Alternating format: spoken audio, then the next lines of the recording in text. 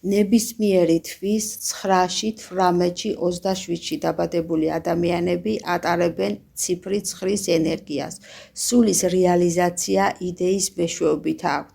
ჯგუფს მიეკუთვნებიან ომების ჯგუფს. ოფიციალური საქმიანობა არის მეომარი. დაბადებულია ზედმეტად ემოციებში. ხშირად ეს ემოციები რგუნავს.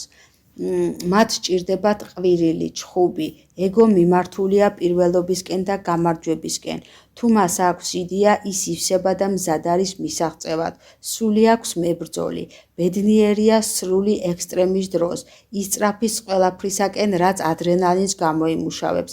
ადრენალინი აძლევს მოტივაციას. თავის გამარჯვებას ხედავს მსახურებად. ამიტომ ყოველთვის მზად არის დაეხმაროს სხვა ადამიანებს. მოქმედებს პრინციპით: მოვედი, ვნახე, გავიმარჯვე, დავამარცხე. ყოველთვის მზად არის თავის პოზიციის დასაცავად. თვლიან, რომ ხშირად სამართლიანები არიან, მაგრამ წინააღმდეგობრივ მოქმედებებში არიან ავანტურისტები.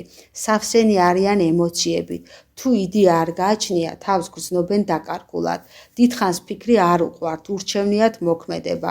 მუშაობენ სახელმწიფო სამსახურში, როგორც თევზი წყალში. ბევრი მათგანის მუშაობის სფეროა არმია, პოლიცია, ჯარი, უყვართ გუნდურად მუშაობა. მუდმივად სიყვარულის გამოხატვას ცდილობენ. გულუბრყვილოები არიან, როგორც ბავშვი და უყვართ ცხოველები, რადგან ცხოველები გამოხატავენ ერთგულებას, ვერ იტანენ სხვა ადამიანების გამარჯვებას. არ უყვართ არას თქმა, არ შეუძლიათ არას თქმა. აქვს ყველა ციფრის ენერგია 10%-ით.